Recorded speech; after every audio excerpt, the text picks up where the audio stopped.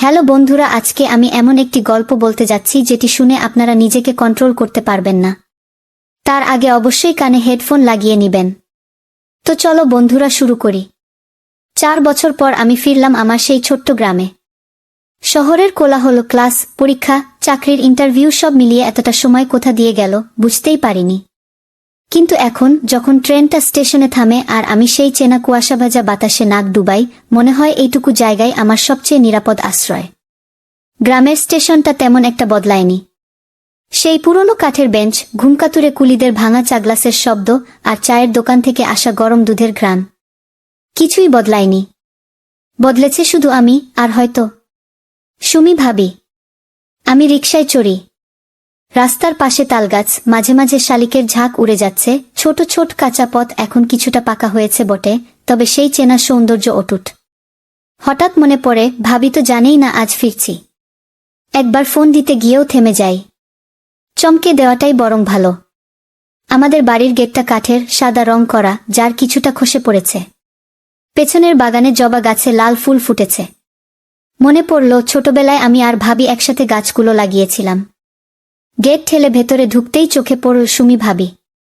সে উঠোনে দাঁড়িয়ে, হাতে মাটি মাখানো বালতি, চোখে চশমা, কপালে হালকা ঘাম, কাঁধে একটা সাদা ওড়না। সে আমাকে প্রথমে চিনতেই পারল না।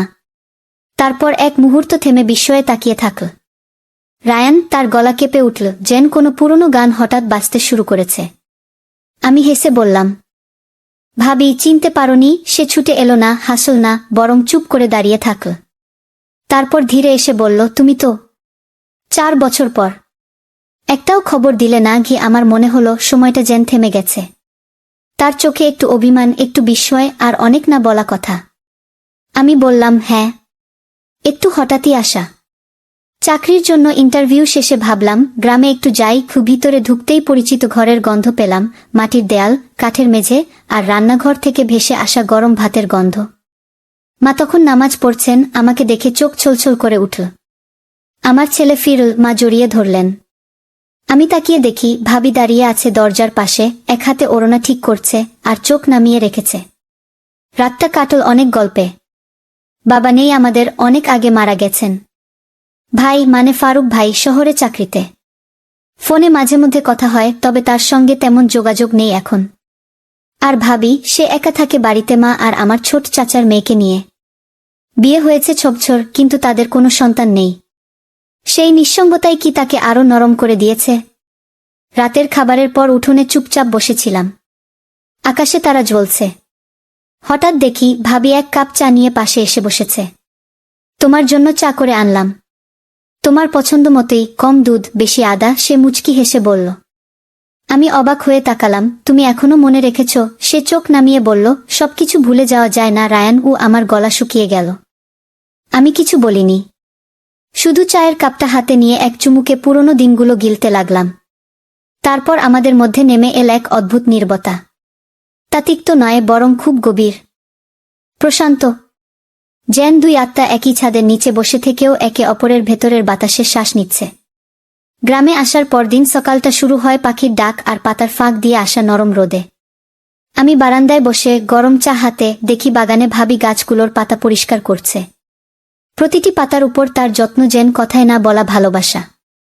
আমি চোখ বন্ধ করি, ফিরে যাই আরও কয়েক বছর পেছনে। আমি তখন ক্লাস 10। ভাইয়ার বিয়ে ঠিক হলো। আমরা খুব উত্তেজিত ছিলাম। মা রান্নাঘরে, চাচা কাকারা উঠোনে, আর আমি তো পাত্রী দেখতে যাওয়ার বায়নায় পড়েছি। প্রথমবার সুমি ভাবিকে দেখি ওদের ড্রয়িং রুমে। লাল গোলাপি রঙের শাড়ি, গলায় হালকা সোনার চেইন, আর মুখভরা এক চমৎকার ধৈর্য। এমন একটা নীরবতা তার ভেতরে ছিল যা আমাকে দারুণভাবে টেনেছিল। আমি তো তাকিয়েই ছিলাম, আর মা পাশে খোঁচা দিয়ে বলল, চোখ নিচে নামা শিখ রে। তারপরের দিনগুলো যেন গল্পের মতো কেটেছে। ভাইয়া বিয়ে করল। ভাবি বাড়িতে এলো। প্রথম দিকে ভীষণ লাজুক ছিল। চুপচাপ রান্নাঘরে মার সাথে থাকত, আর মাঝে মাঝে ছোট্ট করে হেসে বলতো, রায়ান, একটু এদিকটা ধুয়ে দেবে? তখন আমি ভেবে পেতাম না কেন আমার বুক কাঁপে যখন সে আমার নাম ধরে ডাকে। একদিন দুপুরে আমি পড়ছি। বাইরে রোদ ঝলমলে, আম কুড়োনোর সময়। ভাবি ছাদে পুঁইশাক শুকাতে তুলছিল। আমি ওপরে গিয়ে বললাম, ভাবি, আমরাও আম কুড়াইতে যাই না? সে তাকিয়ে বলল, তুমি তো আর ছোট নেই। আমি হেসে বললাম, ছোট না বলেই তো চাই বড়দের মতো কিছু স্মৃতি হোক। সে তখন হালকা হাসে। আর সেই হাসি আমি আজও ভুলতে পারিনি। সেই নির্দোষতা, সেই চোখের ভেতরকার স্বচ্ছতা। কোনো লুকোচুরি নেই, কোনো প্রলোভন নেই, শুধু এক অদ্ভুত বন্ধন, যে বন্ধনে আমি ধীরে ধীরে জড়িয়ে যাচ্ছিলাম। পরের বছর ফারুক ভাই শহরে ট্রান্সফার পান। সপ্তাহে একদিন করে বাড়ি আসতেন। ভাবি তখন পুরো বাড়ির দায়িত্বে। মা মাঝে মাঝে অসুস্থ থাকতেন। আমি কলেজে উঠি। ভাবির সঙ্গ তখন বাড়ে। প্রতিদিন বিকেলে আমরা উঠোনে বসতাম। আমি পড়তাম আর সে সূচিকর্ম করত। মাঝে মাঝে আমি গল্প বলতাম, ক্লাসের, বন্ধুর, জীবনের। একদিন সে হঠাৎ বলল, তোমার কথা শুনলে মনে হয় আমি আমার কৈশোরটা মিস করেছি। আমি অবাক হয়ে বললাম, তুমি তো তখনই বিয়ে করেছ, তাই না? সে মাথা হেঁট করে বলল, হ্যাঁ। খুব তাড়াহুড়ো করে সব হয়ে গেছিল। তখন বুঝিনি আসলে কি হারাচ্ছি। আমি অনেকক্ষণ চুপ ছিলাম। আমার বুকের কোথাও যেন কেউ ধাক্কা দিল। আমি বলতে চাইলাম, তুমি যা হারিয়েছ তা আমি দিতে পারতাম, কিন্তু বলিনি। কারণ তখনও বুঝতাম কিছু অনুভূতির জন্ম হয় নীরবতাতেই। সেইসব দিন, সেইসব সন্ধ্যা আজও আমার ভেতরে বেঁচে আছে। এবং ভাবি এখনো আগের মতোই, অল্প কথা, মৃদু হাসি, আর একদম নিঃস্বার্থ ভালোবাসার ছায়া। আমি জানতাম 4 বছর পর ফিরে এসে তাকে দেখার পর কেন আমার বুকের ভেতর এমন কাঁপছে। কারণ কিছু সম্পর্ক নাম পায় না, তবু হৃদয়ের গভীর কোণে গোপন এক গল্প হয়ে থেকে যায়। বিকেলের আলো একটু একটু করে নরম হয়ে আসছিল। আমি উঠোনে বসে বই পড়ছিলাম। পাশের বাগানে ভাবি ঝাড়ু দিচ্ছিল। সময়টা যেন স্তব্ধ হয়েছিল। বাড়ির ভেতরে যেন একগা নির্জনতা। এই বাড়িতে আগে যখন ভাইয়া থাকতেন, প্রতিটি ঘরে জীবন ছিল, হাসি, ঝগড়া, গল্প। এখন সেই জায়গায় নেমে এসেছে এক অদ্ভুত নিস্তব্ধতা, যার মধ্যে শোনা যায় শুধু সময়ের ধাক্কা। সেদিন বিকেলে মা ঘুমিয়েছিলেন। ভাবি রান্না করছিল। আমি হেঁটে গিয়ে রান্নাঘরের পাশে দাঁড়ালাম। কি রান্না করছো ভাবি? সে একটু চমকে তাকাল, তারপর বলল, তোমার পছন্দের ধোকা, আলু ডিম দিয়ে। মনে আছে? আমি হেসে ফেললাম। তুমি এখনো মনে রাখো? সে চুপ করে শুধু বলল, সবকিছু ফেলে দেওয়া যায় না রায়ান। কিছু কিছু মানুষ থেকে যায়, চাইলেও মুছা যায় না। আমি আর কিছু বললাম না। কেমন যেন এক ভার নেমে এলো আমাদের মাঝখানে। ধোয়ার সঙ্গে মিলিয়ে গেল সেই না বলা কথাগুলো। রাতের খাবারের পর আমরা 3 জন উঠোনে বসেছিলাম। মা খুব ঘুম পাচ্ছে বলে উঠে ঘরে গেলেন। আমি আর ভাবি বসে রইলাম। তারপর হঠাৎ সে বলল, তোমার ভাই এখন ফোনেও কম কথা বলে। কাজ নিয়ে ব্যস্ত। আর হয়তো আগ্রহটাও হারিয়েছে। হয়তো আমিই তাকে ক্লান্ত করে ফেলেছি। আমি উঠে তাকালাম। তার কণ্ঠে কোনো অভিযোগ নেই, শুধু এক ধরনের স্বীকারোক্তি। নিঃশব্দে, আত্মমগ্ন। আমি কিছুক্ষণ চুপ থেকে বললাম, তুমি ক্লান্ত করার মতো কেউ না ভাবি। তুমি তো অনেকটা নদীর মতো শান্ত, ধৈর্যশীল। বরং কেউ যদি তা দেখতে না পায়, সেটা তার দোষ। কেউ ভাবি আমার দিকে তাকিয়ে থাকল। সেই চেহারায় আজ এক ধরনের দুর্বলতা ছিল, যেন বহুদিনের জমে থাকা ক্লান্তি এক লহমায় ছড়িয়ে পড়ছে। তুমি এত বড় হয়ে গেছ রায়ান, সে মৃদু হাসল।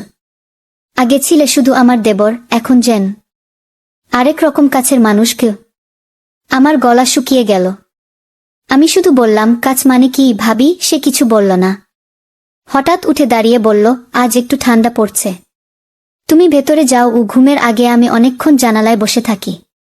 বাইরে পূর্ণিমার আলোয় উঠোন ঝকমক করছে। এবং ভাবি একা রান্নাঘর গুছিয়ে ঘরে ঢুকছে। তার চলাফেরায় কিছু একটা আছে, একটা চাপা তীব্রতা, যা চোখে দেখা যায় না, শুধু অনুভব করা যায়। আমি জানি এই অনুভূতির নাম রাখা যায় না। আমার নিজের মনও যেন এক ধরনের টানাপোড়েনে পড়েছে। আমি চাইলেও সেটা অস্বীকার করতে পারি না। ভাবি একদিকে আমার ভাইয়ের স্ত্রী, অন্যদিকে আমার হৃদয়ের সবচেয়ে নির্ভরযোগ্য, সবচেয়ে মায়াবী অংশ। এই দ্বন্দ্ব নিয়েই আমি ঘুমাতে যাই। দিনটা ছিল মেঘলা। সকাল থেকেই আকাশ ঘন কালো। বাতাস ভারী হয়ে আছে, যেন বৃষ্টি নামার অপেক্ষায়। মা তখন পাশের পাড়ায় আত্মীয় বাড়ি গেছেন, ফিরতে দেরি হবে। বাড়িতে কেবল আমি আর ভাবি। আমি বারান্দায় বসেছিলাম, হাতে বই। কিন্তু চোখ বইয়ে আটকে থাকছিল না। কারণ মাথার ভেতরে কেবল একটাই নাম, সুমি ভাবি। তিনি রান্নাঘরে ছিলেন। হঠাৎ ঝড়ের মতো বৃষ্টি নামল।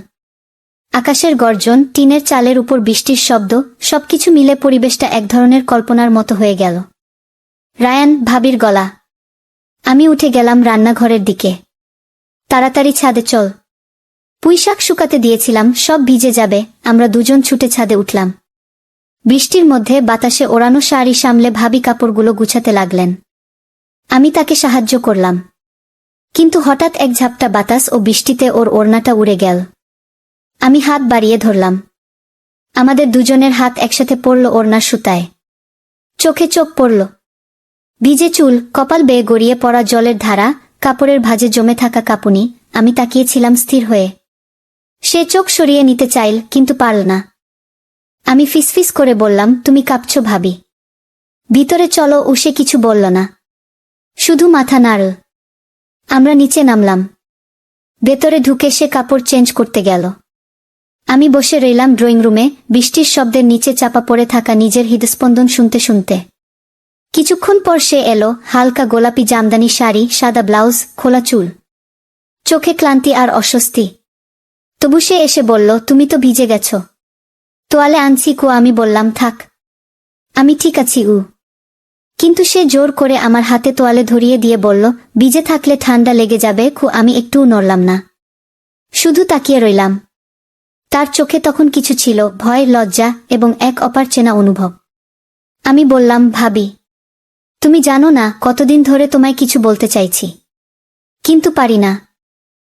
সে আমার মুখ চেপে ধরল হাতে।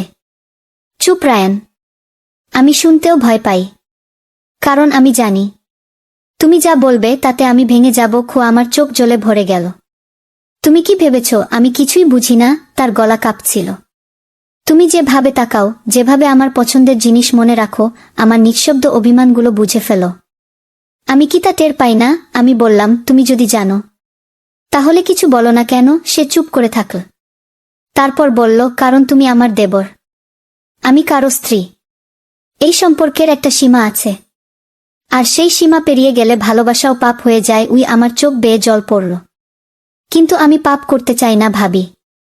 আমি শুধু চাই তুমি জানো আমি তোমায় কতটা ভালোবাসি। সে এগিয়ে এসে আমার কপালে হাত রাখল। বলল, আমি জানি। আর এই ভালোবাসায় যদি সীমার ভেতরে থেকে থেকে বেঁচে থাকে, সেটাই সবচেয়ে পবিত্র হবে। তারপর সে আমার দিকে তাকিয়ে বলল, তুমি আমার খুব কাছের মানুষ রায়ান। আর হয়তো তুমি আমায় যতটা চেনো, কেউ কখনো তা পারেনি। কিন্তু আমাদের মাঝে যে দেয়াল, তাকে ভাঙলে আমরা দুজনই ধ্বংস হয়ে যাব। সে ধীরে ধীরে ফিরে গেল নিজের ঘরে। আর আমি অনেকক্ষণ দাঁড়িয়ে থাকলাম সেদিন। বাইরে তখনও বৃষ্টি, আর আমার ভেতরে এক যুদ্ধের শেষ শব্দ। সেদিনের পর আর আমরা আগের মতো ছিলাম না, তবে বদলে যাইনি, ভেঙেও পড়িনি। আমাদের মাঝে গড়ে উঠল এক অদৃশ্য সমঝোতা, যেখানে শব্দ নয়, চোখের ভাষাই ছিল সবচেয়ে প্রখর।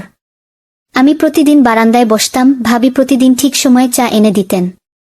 আমি বলতাম, আজ চায় দারচিনি কম। সে হেসে বলতো, আগামীকাল ঠিক করে দেব। কথাগুলো সাধারণ ছিল, কিন্তু তার ভেতরে ছিল শতখানা না বলা অনুভব। একদিন সন্ধ্যাবেলা বিদায়ের আগে আমি ঘরের জিনিস গুছাচ্ছিলাম। ভাবি দরজায় দাঁড়িয়েছিল, ঠোঁটে চিরচেনা নিঃশব্দ হাসি। আমি তাকিয়ে বললাম, তুমি তো কিছু জিজ্ঞেস করো না, কোথায় যাচ্ছি, কেন যাচ্ছি? সে বলল, কারণ আমি জানি তুমি কোথায় যেও না কেন। একটা জায়গা আছে যেটা কোনো চাকরি, কোনো শহর, কোনো দূরত্ব মুছতে পারবে না। আমি বিস্ময়ে বললাম, কোনো জায়গা? সে চোখ নামিয়ে বলল, আমার বুকের ঠিক ডান পাশে, হৃদয়ের খুব কাছের এক কোণায়, যেখানে তুমি থাকো রায়ান। আমার বুকটা ধসে পড়ল সেই শব্দে। কিছু বলতে পারলাম না। তারপর সে এক প্যাকেট আমার হাতে দিয়ে বলল, টিফিন বক্স, ভাতডিম আর পুঁইশাক, তোমার প্রিয়। ট্রেনে খেয়েই আমি নিচু গলায় বললাম, তোমায় খুব মিস করব ভাবি গো। তো বন্ধুরা, ভিডিওটি ভালো লাগলে কমেন্টে জানাবেন। এইরকম ভালোবাসার গল্প শুনতে চাইলে চ্যানেলটা সাবস্ক্রাইব করুন এবং পাশে থাকুন আর আপনার বেল আইকনটা বাজিয়ে রাখুন, যাতে নতুন ভিডিও আপলোড করা মাত্র আপনারা দেখতে পারেন।